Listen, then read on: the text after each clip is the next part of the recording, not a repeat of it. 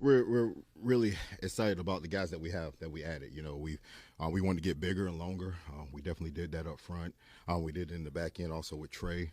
The vision of how we want to play and how we want to be and how we want to look is more.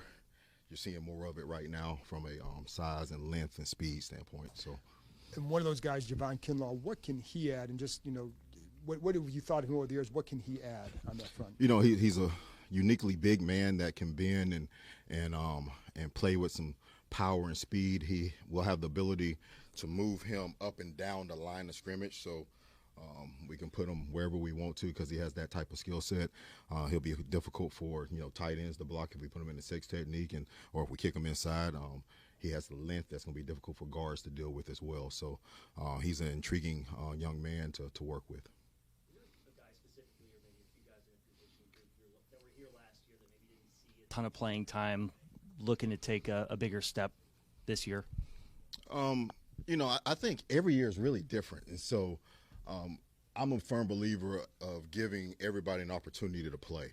And so we're going to give everybody looks. You'll see, well, you haven't been here in practice a lot, but there'll be different bodies running with the ones today that haven't necessarily been running with them because I want to give everybody opportunities. And the only way that you can do that is put those people in spaces to be in there with a Bobby Wagner, to be in there with a Frankie Louvu, to get the calls and how do they react to that. So I don't have any names for you right now, but a lot of guys have been given those opportunities.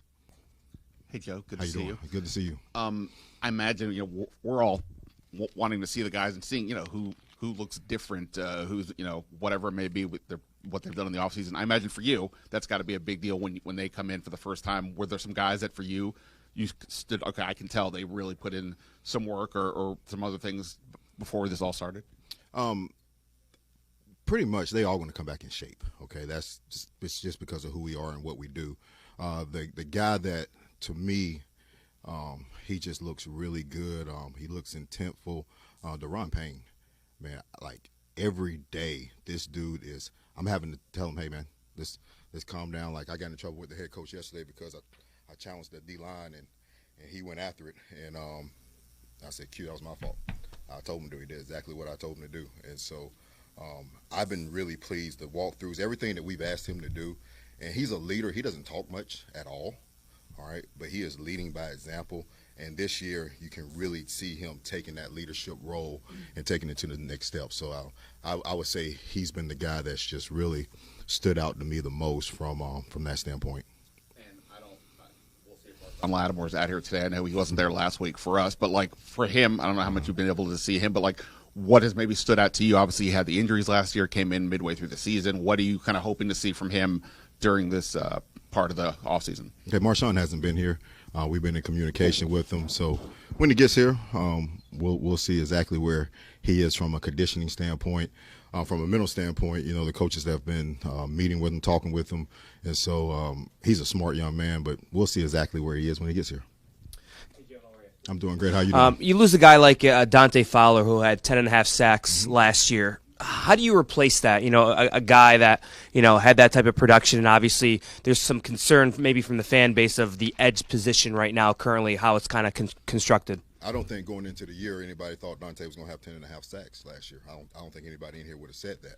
And so we'll have somebody that to produce a higher sack total than what's thought to be, okay? And so who that person is, I don't know. Will it be a collective of guys? I don't know. But I do feel that our pass rush will be better. I do feel definitely that our run defense will be better.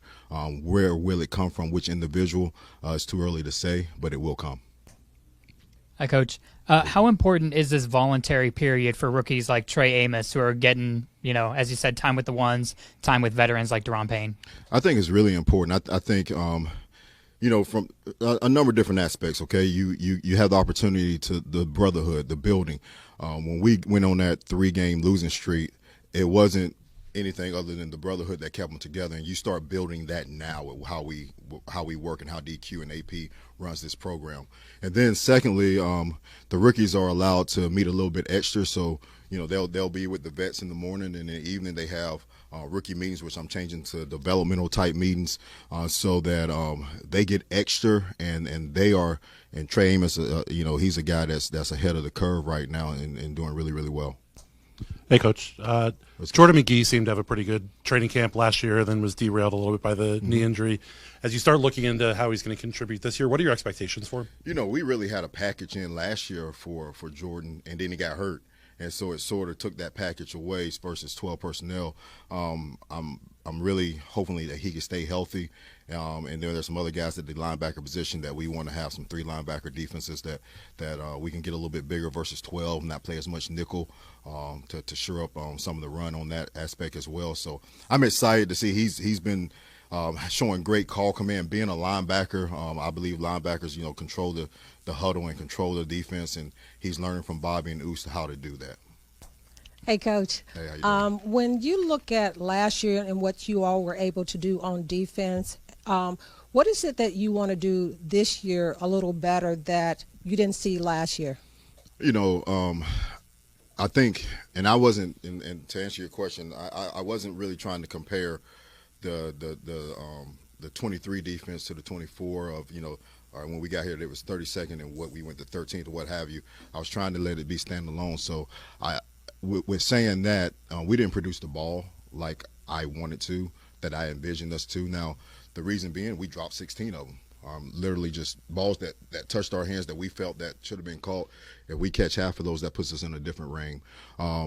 We didn't play the run well enough, and I thought that we would have. And so if we can, and then the third thing, closing games out, it wasn't the way that I was anticipating. And so when we get into the offseason, we look at it in 3 different things. Okay, all right, was it schematics? Was it the player?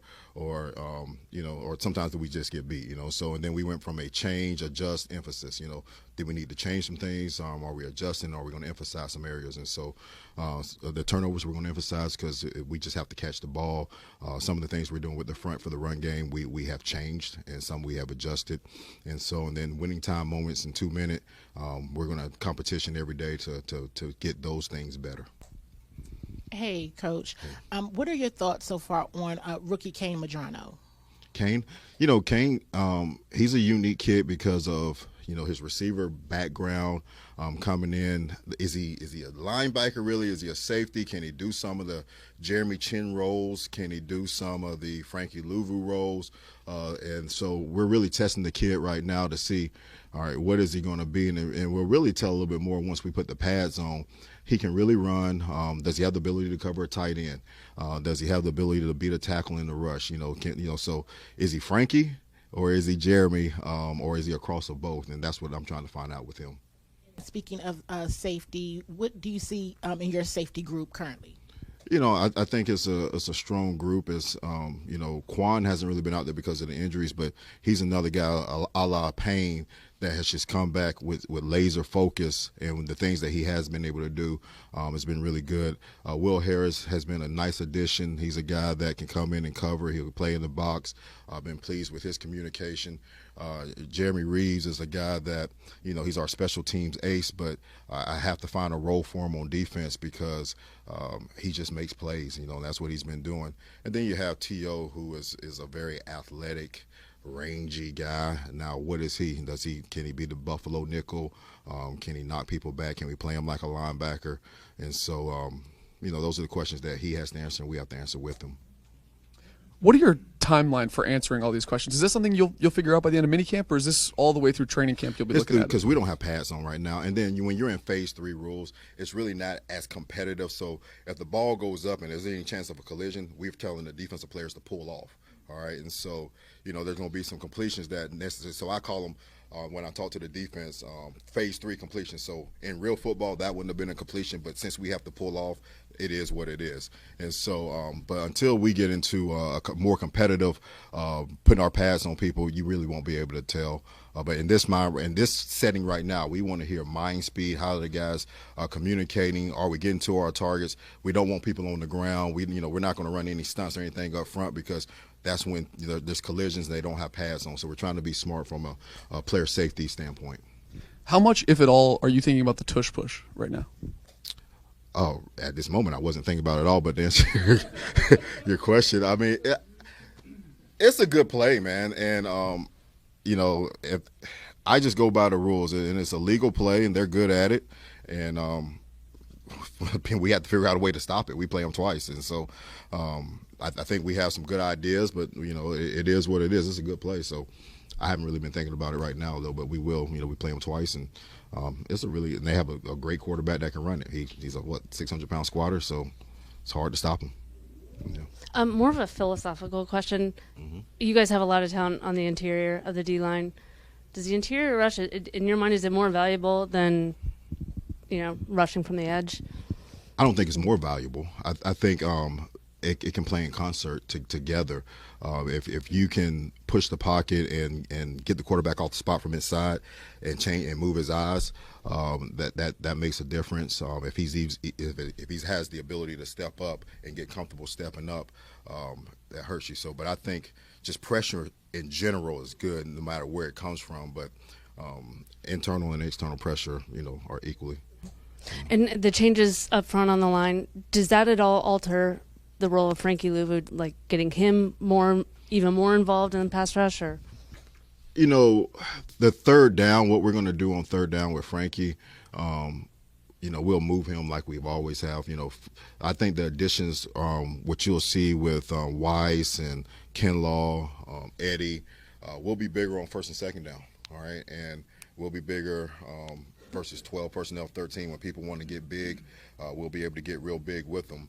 And then and be able to shore up some of the gaps on the front end, so now the backers can play more free and the guys behind them can overlap. So I think that's what you see, but you won't see a difference with Frankie on first and second down.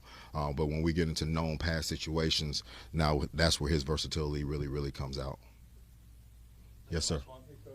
So going back to Quan real quick, okay. Learning about the 2 shoulder separations that he suffered during last season. Mm-hmm. Just kind of what did you learn about him during the course of the year and him going through those and still being able to perform for you? Quan is what we really stand for here. Okay, he's a guy.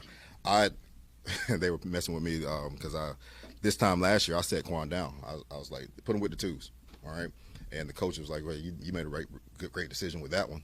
But the reason I wanted to put him with the 2s is he was making mistakes that we can't afford to make. And then the next 3 practices was boom, boom, boom. He's back in there with the 1s, and then he caught the ball from. I don't know if y'all saw that one, but he caught the ball from his back, and now he's taking a leadership role of communicating at a very high level, which he wasn't doing at the beginning. And I give a lot of that credit to Jason Simmons and Tommy Donatel. They've done a great job of developing him. This kid has the potential to be one of the better safeties in this league, and that's what I'm holding him to. That's what I'm expecting with him because of what he has. So I've been pleased with everything Quan and Daron. I just want to keep saying that because those 2 guys have come in with laser focus, and they're the leaders of the defense along with Bobby and Frankie. All right, appreciate it, Coach. All right, guys, y'all have a great one, okay?